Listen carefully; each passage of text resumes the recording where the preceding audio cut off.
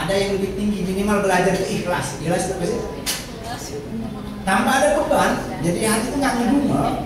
Yang bilang misalnya apa namanya, ada pahaman itu, pahaman kan? Misalnya pahaman itu misalnya, ini pahaman itu masih tugas dulu ini, dosen ini nggak kerjanya masih tugas. Ya kalau Anda ikhlas melakukan, yang ada ngedumel kayak gitu. Alhamdulillah saya meeting sama Pak Ahmadi gitu ya. Kalau nggak banyak ngasih tugas, mungkin saya nggak banyak baca. Ikhlas namanya. Nggak ada keberatan hati. Kalau bisa itu lakukan, belajarlah nulis anak skripsi, nulis disertasi dengan cinta, gitu ya. Jadi Anda ada semacam kerinduan tersendiri untuk banyak membaca, gitu ya. Harus banyak doyan baca minimal itu. Jadi kalau Anda makan lahap itu, coba aja kan makan. Jadi kalau misalnya Anda rasakan, kalau Anda di perpustakaan, apa rasa Anda? Kalau perasaan Anda sangat sebagaimana orang sekuler ada di masjid, nggak betah itu. Kalau orang sekuler di masjid mesti nggak betah kan? Nah kalau Anda nggak doyan ilmu ya, itu datang ke perpustakaan pusing. Tapi kalau Anda senang ilmu, wah saya ada di lautan ilmu dan ada pada wilayah kesenangan saya. Dan memang mau menjadi ilmuwan itu harus estetik, harus sungguh ya. Kalau Anda nggak senang susah ya repot lah. Yang disebut dengan budaya apa namanya instan. Tahu budaya instan ya. Contohnya makan mie instan gitu ya. Anda masukkan ke air, 10 menit selesai itu ya. Ya kalau Anda ingin jadi ilmuwan, ingin menulis disertasi, instan jadi disuruh nyuruh orang gitu ya. Apa ujiannya nggak bisa apa-apa. Gitu. Atau misalnya kalau Anda nilai bagus, nyontek itu instan namanya. Itu nyontek. Itu kan jalan pintas. Makanya di sini kenapa dilarang nyontek? Karena itu tidak jujur kacang hijau tadi ya. Yang kedua itu apa namanya? Tidak mencerminkan bahwa dia mengalami proses-proses. Ya apa namanya? Proses itu di dalam riset lebih penting bahkan ketimbang hasilnya. Karena prosesnya benar pasti hasilnya benar. Itu saya kira apa namanya? Apalagi kalau saya dikutuk bicara mengenai perdamaian muslim dan non muslim, saya kira kalau Anda nggak bandingin kan repot. Anda minimal bandingin dengan surat tafsir Al-Manna gitu ya. Misalnya kalau pakai Said Qutb pasti non muslim nggak punya hak sosial yang sama yang disebut dengan apa namanya multikulturalisme. Coba baca Al-Manar, minimal baca tafsir Al-Misbahnya Pak Quraisy lah itu ya. Minimal sekali gitu ya. Al-Manar bilang begini, ada ayat misalnya la tattakhidul yahuda wan nasara awliya. Itu benar nggak itu? Kata apa namanya Rashid Ridho dan Abu itu benar, tetapi itu larangan itu bukan berarti larangan selamanya, itu larangan kondisional. Karena ayat itu harus ditafsirkan dengan surat Al-Mumtahanah itu kan, la yanhakum 'anil ladzina lam yuqatilu fid din wa lam yukhriju an diyarikum an tabarru wa tuqsitu ilaihim. Jadi kalau orangnya nggak ngusir kita dan baik-baik sama kita, boleh kita berbuat baik. Berbuat baik itu kata Imam An-Nawawi boleh memberikan wakaf, hasil wakaf pada non muslim. Kalau kata Imam Hanafi bahkan memberikan zakat pada non muslim aja boleh. Ini bukan aliran sesat ya. Coba Anda baca Bidatul Mujtahid, jangan baca satu fikih Fathul Mu'in aja itu, baca Qorib. Itu bukan dirosat lah itu ya. Ada naik dikit, coba lebih elit sedikit itu ya, perbandingan madhab itu baca inisialnya apa, Bidatul Mujtahid minimal. Coba kalau enggak ya Anda baca Al-Fiqh al-Madhahibil Arba'ah itu ya. Ya repot kalau kajiannya segitu aja itu ya. Apa yang terjadi nggak ada bedanya Anda dengan FPI kan? Iya, padahal Islam itu juga bukan FPI kan? Itu Asyatibi itu ya. Wa ma arsalnaka illa rahmatan lil alamin. Bagaimana muslim mau masuk Islam di hadis dulu? Dulu itu kenapa orang abangan banyak masuk non muslim pada tahun 65 karena mereka anggota PKI sebenarnya mereka muslim nominal abangan itu, tapi karena orang Kristen banyak melindungi mereka terjadi kristenisasi yang sangat dahsyat pada tahun 65 yang kemudian pada tahun 68 sama 70 lahir keharusan minta izin dulu kalau mau buat gereja karena terjadi konflik antar kelompok sosial itu. Makanya saya bilangin, kalau Anda baca teks itu juga harus membaca juga teks sosial disebut dengan al-madhahir gitu ya. Al-istimaiyah. Jadi tanpa itu menjadi tidak menarik karena teks itu lahir pada masanya sesuai dengan konteks masanya. Kemudian yang kedua, yang ketiga ini ya, jujur tadi itu ya. Kalau piatul muskilah ini nggak bisa ya, nggak pandai merangkai kata apa dulu. Sengaja saya ini banget satu-satunya lengkap saya tulis ya. Kalau yang cowok kan udah ini. Jadi memang harus ada apa namanya disebutnya itu apa namanya gerakan konfirmatif. Ini bagian dari konfirmatif. Saudara sekalian gini, saya sudah sering, saya nggak tahu pernah diuji atau enggak yang S3 itu. Saya sering bilang, ini Anda buat khalfiyatul muskilah itu buat pengantar itu. Jadi guna kafartul ba'id baina khalfiyatul muskilah wal madkhal gitu ya. Kalau isinya madkhal yang ngapain itu dianterin gitu ya. Nih, saya anterin. Itu kan khalfiyatul muskilah itu namanya juga khalfiyah al muskilah allati tuaddi ila bahti hadhihi risalah gitu ya.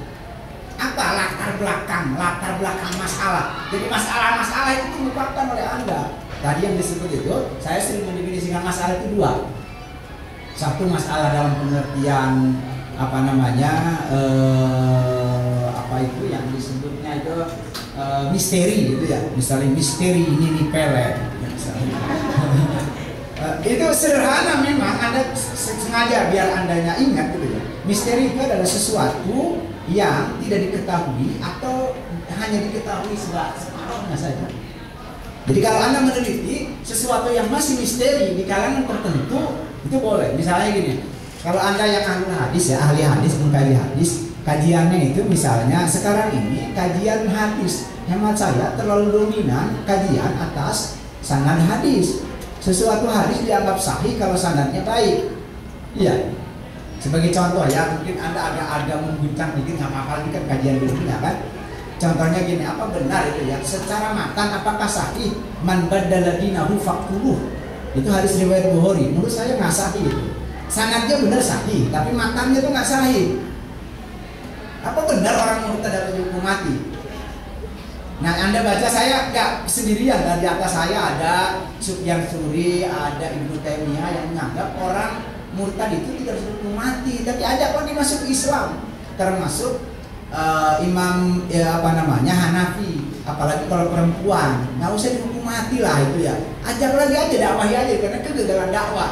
Apalagi kan Qurannya nggak menyebut harus dihukum mati kok. Innalladzina amanu summa kafaru summa amanu summa kafaru summa zdaru kufra. Itu hanya diancam dengan api neraka. Memang kita muslim takut banget ya, tetapi di dunianya sendiri nggak ada hukuman mati. Dan hemat saya kalau mengikuti model al-muqarranah bainal hadis wal Quran yang dipakai oleh misalnya apa namanya Aisyah ya. Aisyah itu pakainya itu ketika misalnya ada seorang sahabat bilang, benar nggak Aisyah bahwa kata Abu Hurairah Nabi pernah bersabda waladul zina la yadkhulul jannah. Kata Aisyah itu yakfika al-ayah apa la yaziru waziratu bizra ukhra. Jadi kalau Quran mengatakan apa, hadis mengatakan apa, itu bisa dianulir. Mungkin saja konteksnya lain, apa konteksnya? Sebagaimana hemat saya, la yufliha qaumun man wallau amrahum imra'atan, itu juga bertentangan dengan Quran menurut saya. Karena Qurannya wal mu'minuna wal mu'minati ba'dhum awliya'i ba'd ta'muruna bil ma'ruf wa tanhauna 'anil munkar. Jadi amar ma'ruf nahi munkar kan bagian dari kepemimpinan publik kan. Termasuk ayat misalnya Ar-rijal qawwamun 'alan nisa, jangan berhenti di sini, teruskan bima faddalallahu ba'dhum 'ala ba'din. Kepemimpinan itu kapasitas, bukan persoalan kelamin, maka Quran menyebutnya ar-rijal bukan az-zukur. Kalau az-zukur laki-laki karena kelaminnya, kalau ar-rijal laki-laki karena ketokohannya. Tapi lagi-lagi ini persoalan ikhtilaf, saya tidak mengharuskan Anda untuk ikut saya, tapi hemat saya Islam yang sejati yang begitu menurut saya ya. Karena itu tadi Quran saya kira lebih kuat ini, meskipun hadis tentu ya harus dipakai, bukan berarti saya ingkar sunnah. Saya pernah nulis khusus mengenai ingkar sunnah di KTIK. Dan karena itu ini disebutnya kajian misteri atau itu yang disebut dengan naqdul matnil hadis, itu masih baru. Yang biasa itu naqdul sanad al hadis, sanad al hadis. Jadi kalau naqad sanad itu lama, kalau yang baru, kalau Anda nulis itu termasuk signifikan. Yang kedua adalah kajian yang disebut dengan problem itu apa namanya, ada kesenjangan antara cerita dan fakta yang tadi disebut oleh Sultan tadi ya. Jadi misalnya gini, idealnya Muslim itu bersih, ini nggak bersih, kenapa itu? Nah itu kajian sosiologi. Saya kira itu yang kemudian terakhir ya ini. Ya gini, saudara sekalian, sama halnya ya kalau Anda konsultasi ke dokter, jangan satu dokter ya. Iya, jangan satu dokter. Anda cari second opinion. Misalnya tadi ke Profesor Amani, jangan ke dia aja, boleh datang ke saya kok. Ya, itulah yang membuat pasca itu saya agak menarik juga ya. Pada masa Azumardi itu agak liberal juga ya, itu membolehkan pembimbing itu tidak harus dari syariah, tapi tetap pembimbing satunya syariah. Itu saya agak bingung juga, kok saya disuruh ngebimbing syariah ini, tapi sebagai dosen di sana kan nggak bisa menolak lah. Katanya udah, kata Prof. Azra katanya Profesor Sukarno kedua katanya, karena gara-gara sana itu syariah Islam dan HAM itu tadi. Terus saya diledekin, dihabis sama teman syariah, ente itu katanya offset katanya itu, melebihi batas-batas ente. Saya bilang saya nggak tahu ya, karena saya dulu syariah Islam dan HAM itu yang bisa teman-teman kawan itu sebenarnya. Karena saya sejak masa aliyah itu, sebelum masuk di itu jadi kiai kan, jadi saya itu badal kiai untuk usul fikih gitu ya. Karena saya masuk syariah itu dilarang sama kiai saya. Ngapain kamu masuk syariah? Katanya masuk aja filsafat atau enggak sastra Arab. Dengan masuk itu Anda akan ketemu beberapa hal baru yang di Indonesia. Jadi kalau dengan bahasa Anda bisa baca semua teks. Jadi ada benarnya juga, tapi kan tentu ada batas-batas wilayah yang saya sempat menolak. Tapi ya ketika Azumardi Azra bilang ya, nanti saya dibilang kalau ya udah saya terima aja lah. Tapi sekarang sih ya dikembalikan lagi ya senang juga, karena kan nggak enak kan mengambil wilayah orang. Tapi secara akademik dimungkinkan, karena saya memang kajian S2 saya politik Islam, yang karena itulah bicara politik harus bicara siasa juga, mau nggak mau. Saya kira itu, jadi ini saya kira itu. Jadi pertama itu kalau dosen, Anda mari di satu dosen, Anda konsultasi dengan dosen yang lain. Karena seringkali dosen itu terbelenggu oleh ilmunya sendiri dan pengalamannya sendiri. Jadi kalau Anda misalnya, menurut saya ada masalah, Anda riset itu yang al-muqaranah, yang makanya saya bilang ke Pak Asep yang dekan syariah, saya kira yang bagus itu bukan al-muqaranah bain al-madahib al-fiqhiyah al-islamiyah.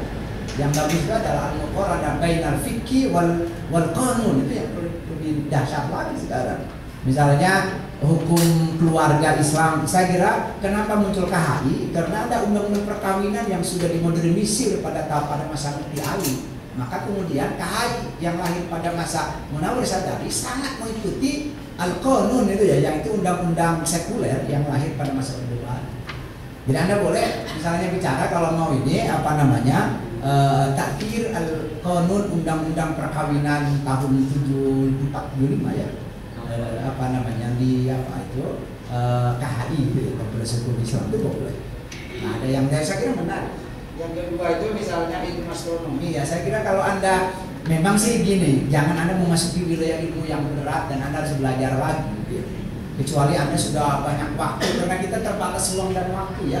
Anda mau boleh saja lama, tetapi yang bisa jadi video. Anda kaji aja misalnya gini, persaksian hilal itu ditentukan oleh pengadilan agama. Jadi syahadah ru'yatil hilal itu ya, itu boleh gitu. Atau yang menarik juga sekarang ini masih menarik hemat saya, yang disebut dengan ru'yatil hilal, ru'yah bil ain atau ru'yah bil qalb atau bil ilmi. Saya kira itu masih juga menarik. Yang ketiga itu soal referensi Arab, saya kira saya sudah tadi jawab. Yang kelima itu ya itu tadi, kalau madhahir itu ya, kayak fenomena-fenomena terkini dari hukum ya, tentu ini menarik ya, termasuk meskipun saya pernah uji itu, jadi dia meneliti kumpulan-kumpulan putusan hakim gitu ya. Ini yang sering kali terjadi di disertasi itu atau apalagi di skripsi, peneliti itu didominasi oleh data gitu ya, ngerti ya. Jadi harusnya itu data itu terserah kita gitu ya. Ini malah kita itu hanyalah juru bicara dari NU, juru bicara dari Muhammadiyah, juru bicara dari pengadilan agama gitu ya. Kita ini peneliti di atas mereka. Data itu mau diapain? Nah, itu tergantung kita.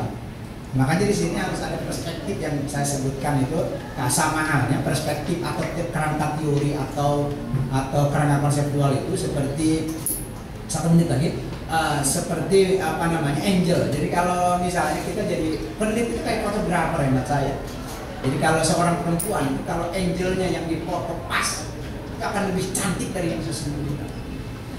Karena angelnya pas itu ya. Nah kalau kita meneliti itu cari angel yang itu paling menarik dari objek yang kita teliti. Yang lain itu urusan orang lain, itu yang disebut dengan limitasi riset kita.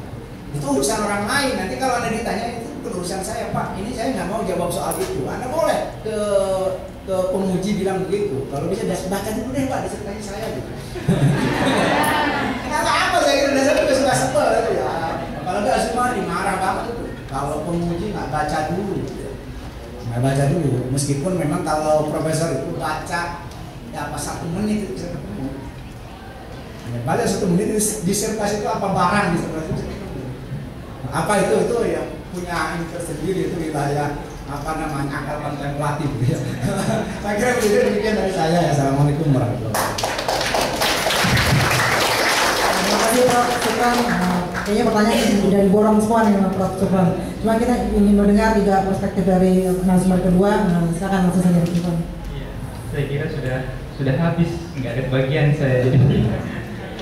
Ya, tapi saya sedikit perspektif mahasiswa sebenarnya. Saya ada perbedaan besar memang antara manajemen di FTI dengan manajemen di SPS ya, terkait dengan riset. Kalau di FTI di bahasnya di SPS kan dari awal kita sudah harus punya proposal dan dari awal sudah diharuskan untuk ujian proposal. Bahkan itu menjadi stres bahkan buat teman-teman di pasca sebenarnya. Karena kalau semester 2 tidak ujian proposal, untuk ujian semester 3 kita kena denda. Dendanya bahkan bisa sampai 1 juta rupiah untuk 1 juta rupiah untuk tes. Ya, 1 juta untuk tesis, 1,5 juta untuk disertasi. Harusnya kan gratis. Kalau semester 3 kita ujian, termasuk buaya kena. Oh iya. Ya, itu stres kita gitu. Stres bahwasanya kita semester awal kita sudah harus menyiapkan proposal secara matang. Nah, beruntung di sini semester 4 baru gitu. Tapi masing-masing ada kelebihan dan kekurangannya. Nah, kalau di pasca manajemennya seperti itu, kita dituntut untuk dari awal sudah harus menyiapkan segala halnya, bahkan dari orientasi kita sudah harus punya jurnal 100 jurnal gitu untuk kita petakan dan kita cari masalah penelitiannya, dan kita harus dari awal kita sudah di push untuk membuat proposal secara baik, secara berkelas seperti itu. Nah, tapi kekurangannya mungkin teman-teman kesulitan ketika membaca banyak tema-tema baru misalnya dalam penelitian kita, karena kita misalnya ingin melakukan sebuah penelitian yang belum pernah kita lakukan atau tema yang belum pernah kita lakukan, kan kita kesulitan untuk memahami secara penuh tentang penelitian itu. Nah, tapi masing-masing ada solusinya sebenarnya. Ini terkait dengan manajemen, saya sebutnya manajemen kampus versus manajemen diri. Yang lebih penting sebenarnya manajemen diri, bukan manajemen kampusnya. Apapun cara manajemen kampus bisa kita siasati kayak gitu. Nah, kalau manajemen di manajemen pasca pun sebenarnya tidak semua berhak untuk misalnya ngambil mata kuliah full di semester awal. Di semester awal mahasiswa boleh mengambil mata kuliah 4 mata kuliah kalau TOEFL dan TOEFL-nya lolos. Kayak gitu. Alhamdulillah saya waktu S2 masuk TOEFL TOEFL-nya lolos di atas 450. Nah, jadi saya bisa ngambil full mata kuliah. Jadi semester 2 semester 3 sudah agak lega kayak gitu. Tinggal fokus pada penelitiannya. Tapi teman-teman yang belum lolos TOEFL TOEFL-nya dibolehkan hanya mengambil 1 mata kuliah seminar proposal dan juga harus mengikuti remedial bahasa. Itu pun untuk TOEFL seminggu 2 kali, untuk TOEFL seminggu 2 kali, itu menguras banyak tenaga juga sebenarnya dan waktu. Nah, solusinya lebih pada manajemen diri sebenarnya. Ketika kita masuk kampus kayak gitu, ketika kita proposal proposalnya di akhir, misalnya seperti di FTI, kita seharusnya kuliah membuat makalah dengan tema yang sudah kita pilih sendiri, seperti itu. Misalnya kita dari awal kita sudah harus menentukan tema apa yang akan kita teliti. Dengan begitu ketika kita masuk ke mata kuliah, kita membuat makalah itu akan pengayaan terhadap tema yang akan kita kaji. Jadi ketika kita sudah pas waktunya kita bikin proposal, kita sudah matang, tinggal ujian, tinggal ditulis, tinggal merapikan apa yang sudah kita kumpulkan bahannya, kita tinggal tuliskan, bimbingan selesai. Itu bahkan bisa cepat seperti itu, karena kita sudah matang secara pemahaman. Nah, saya pengalaman ketika menulis skripsi dan tesis sebenarnya. Ketika skripsi, saya menulis tentang potensi baik buruk manusia dalam Al-Quran itu gitu. Ketika saya sebelum mulai membuat proposal, saya sudah menuliskan dalam bahasa Indonesia bentuk artikelnya. Karena kebetulan UIN dalam rangka ulang tahun UIN mengadakan lomba karya tulis ilmiah tingkat nasional untuk mahasiswa perguruan tinggi agama negeri dan juga swasta. Itu tingkat nasional. Dan saya tertarik ikut lomba tersebut. Saya tulis apa yang menjadi kegelisahan akademik saya tuliskan dalam bentuk artikel itu. Saya tuliskan rumusan masalahnya dan hasil penelitiannya bahkan selesai. Dan itu saya ikutkan lomba. Dan alhamdulillah yang saya ceritakan tadi dapat masuk nominasi juaranya dan dibukukan. Nah, ketika menulis skripsi sangat gampang gitu. Saya punya datanya sudah banyak, buku-buku sudah saya kumpulkan, masalahnya sudah ada, latar belakangnya sudah ada kayak gitu. Ketika bimbingan pun sama dosen sangat mudah sekali bagi saya ya, bagi saya sangat mudah karena ini proposalnya Pak gitu. Udah selesaikan dulu dari awal sampai akhir kayak gitu. Begitu sampai akhir saya serahkan. Begitu dikembalikan saya cek kok nggak ada coretan, hanya ada satu coretan itu pun salah ketik kayak gitu. Jadi langsung selesai, langsung bisa ujian, langsung lulus kayak gitu. Itu pengalaman ketika nulis skripsi seperti itu. Jadi nggak ada masalah bimbingan itu sebenarnya masalah independensi. Kalau di pasca itu kita nggak boleh ketika ujian kita menyebutkan pembimbing saya yang menyuruh seperti itu Pak gitu. Kita diomelin sama Prof. Azra nantinya kayak gitu. Nggak boleh seperti itu. Itu independensi, kemandirian peneliti. Nah itu pun saya temui ketika menulis tesis. Menulis tesis saya dibimbing oleh Prof. Mulyadi Kartanegara. Dengan Prof sama seperti di FD ketika itu. Tulis aja dulu sampai selesai gitu. Saya tulis sampai selesai, saya ganti judulnya bahkan saya ganti struktur outline-nya kayak gitu. Saya tulis ketika bimbingan udah tanda tangan kayak gitu. Dan itu dapat cum laude dan ketika skripsi pun ketika diuji oleh Prof. Masri mantan dekan kita dulu sangat dipuji, bagus ini kayak gitu dan dikasih nilai A kayak gitu. Nah itu bukan pada masalah manajemen kampus, bukan masalah dosen sebenarnya, tapi lebih masalah kepada manajemen diri kita. Seberapa mandiri kita mau baca, mau melakukan kontemplasi tadi, mau asketik tadi seperti disebutkan Prof. Syukran Kamil seperti itu. Nah masalah dengan pembimbing saya temui ketika sebenarnya kalau masalah singgung sedikit masalah pembimbing ketika S3 sekarang. S3 saya dibimbing oleh Prof. Komarudin Hidayat dan juga Prof. Kausar Azharinul, orang filsafat. Nah, oleh Prof. Kausar, kalau Prof. Komarudin lebih santai, relax, udah tuliskan aja dulu kayak gitu.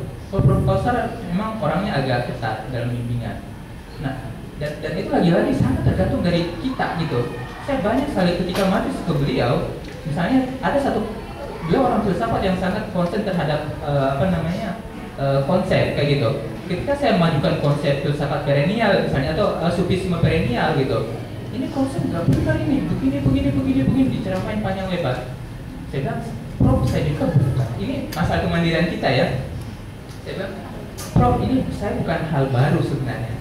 Tema ini gitu, kasus ini atau istilah ini bukan saya yang ciptakan. Saya bilang, ini saya temukan dari jurnal-jurnal internasional, udah banyak yang pakai, sudah banyak dikutip kayak gitu.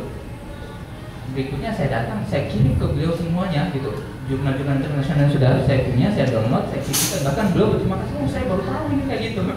Tapi kemudian kemudian beliau ambil lagi. Ternyata ketemu berikutnya ketika konsultasi, saya bukan konsultasi hanya minta tanda tangan untuk untuk LPDP sebenarnya, minta persetujuan pembimbing ke LPDP. beliau malah manggil gitu, malah diskusi panjang lagi akhirnya. Ternyata apa yang saya kirimkan ke beliau di print semua dan ditandai gitu, jurnal-jurnalnya kayak gitu. Akhirnya debat lagi masalah konsep tadi.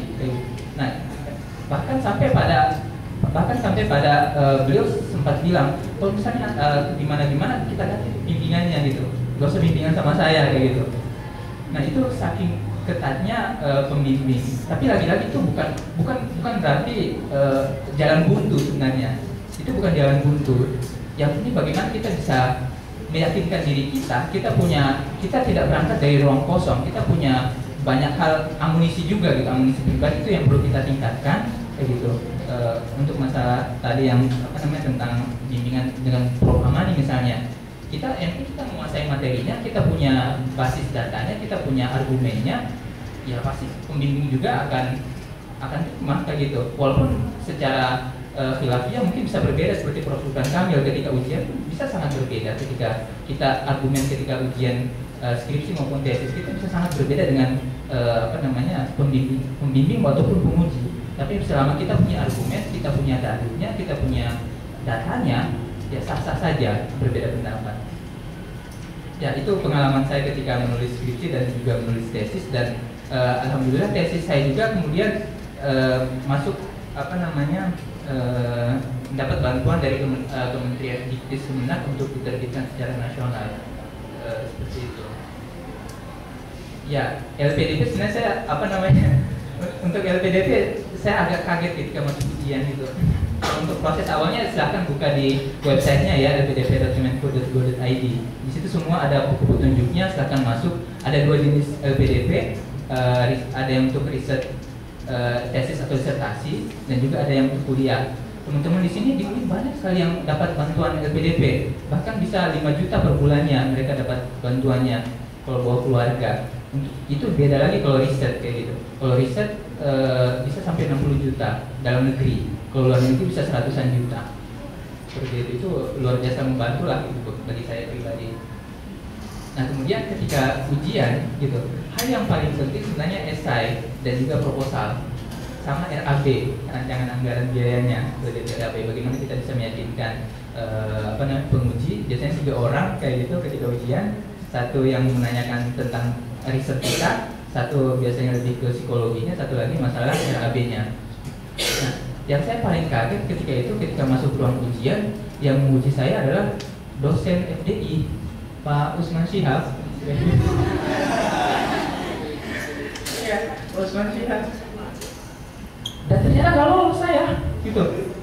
Iya, waktu saya ujian pertama nggak lolos. Waktu Desember tahun kemarin saya nggak lolos malah ketika diuji oleh dosen FDI. Saya nggak tahu entah kenapa. Saya juga nggak enak mau nanya kayak gitu seperti apa, kenapa alasannya kenapa kayak gitu. Dan itu nggak lolos kayak gitu. Tapi untungnya di LPDP kan punya boleh ujian 2 kali, kalau gagal boleh lagi ujian kedua.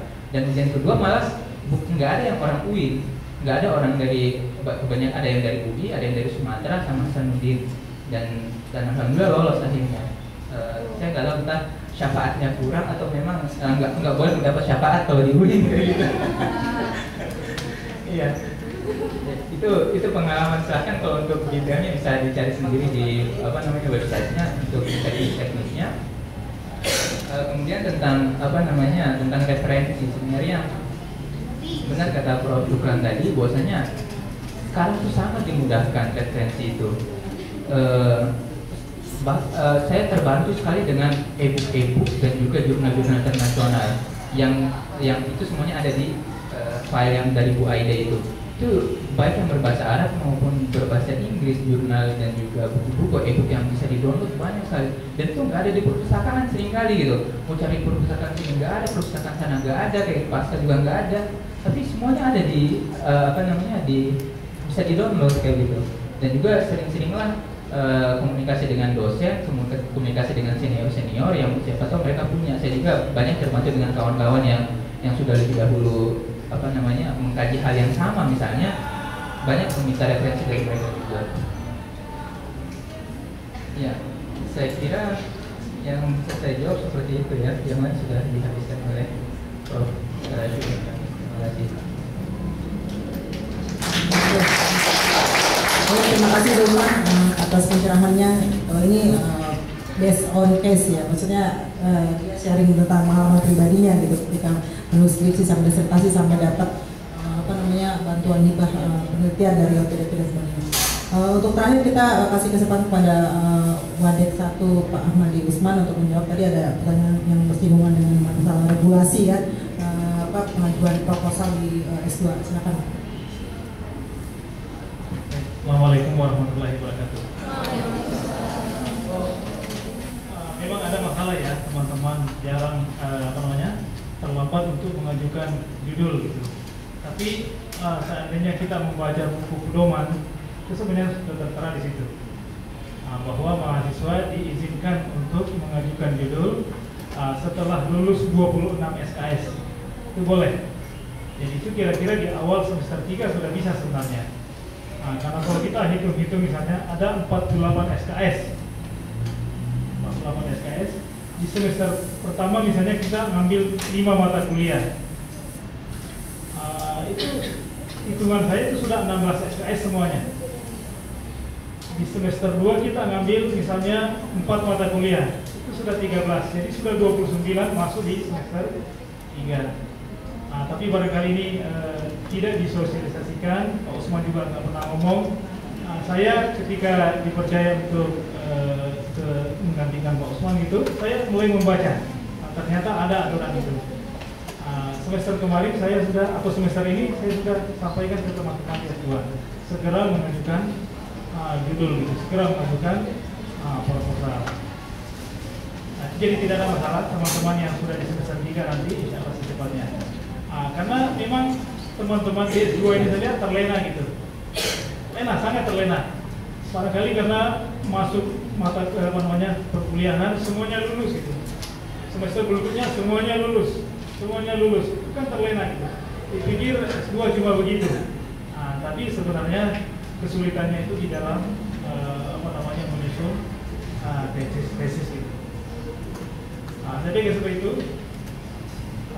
Kesimpulannya adalah al-bahis adra bi mawdu'i bahsihi. Kita lebih tahu gitu. Tidak usah seperti yang dikatakan tadi oleh Profesor dan Saudara Sofan. Kita memang harus seperti itu. Al-bahis adra bi mawdu'i bahsihi. Yang kedua, saudara-saudara segera menentukan nau'iyat bahas gitu. Apa yang saudara akan masak gitu. Setelah itu, setelah menentukan saya mau masak sop, segera ke pasar beli bahan-bahannya gitu. Saya pikir nggak susah menentukan referensi apa. Saya sendiri belum terlalu lama juga ya muncul internet itu kan baru beberapa tahun yang lalu. Tapi barangkali saudara-saudara percaya atau tidak, saya tidak pernah ke perpustakaan untuk menyelesaikan tesis dan disertasi saya gitu. Saya hanya perlu di awal tahun atau di akhir tahun ada Ma'aradul Qahirah Institute, saya barangkali beli buku-buku yang baru yang belum ada bentuk PDF-nya. Tapi selainnya semua dari PDF. Satupun tak sekalipun saya pernah ke perpustakaan. Karena kita sudah cukup, PDF sudah sangat banyak gitu. Anda nggak perlu lagi Wikipedia gitu yang macet segala macam gitu. Cukup di tempat internet. Saya pikir itu tambahan dari saya. Jadi jangan misalnya adik-adik di S1 gitu, karena proposal itu pun dipaksa ya. Anda dipaksa untuk menyelesaikan proposalnya karena mata kuliah Ta'atul Bahas itu nggak lulus kecuali kalau sudah nyerahin. Jadi Pak Hamka dan saya itu nggak dapat nilai Ta'atul Bahas metodologi riset kecuali menyelesaikan proposal. Seandainya barangkali kebijakan seperti ini tidak diterapkan, Anda belum punya proposal di semester ini. Jadi kan bisa sebelumnya. Saudara Saiful Anwar yang sekarang dapat beasiswa ke Inggris itu memang anaknya rajin gitu.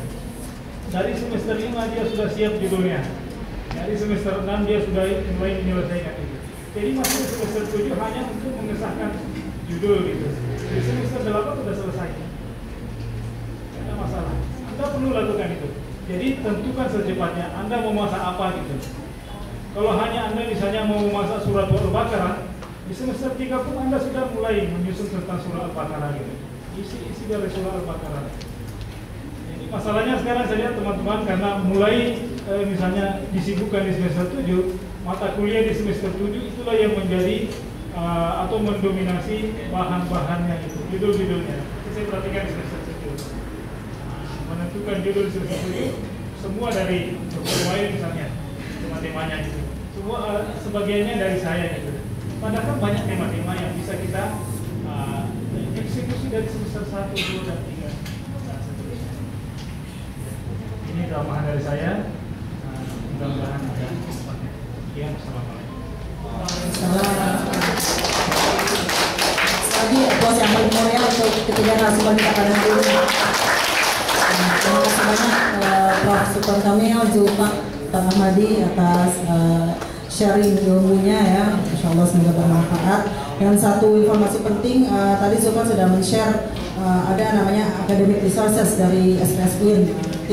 Tapi belum sempat kita gandakan. Nanti mungkin saya tunjuk page-nya Yoga ya, minta tolong ya nanti untuk share ke teman-teman S2, nanti minta tolong kirim emailnya ke saya.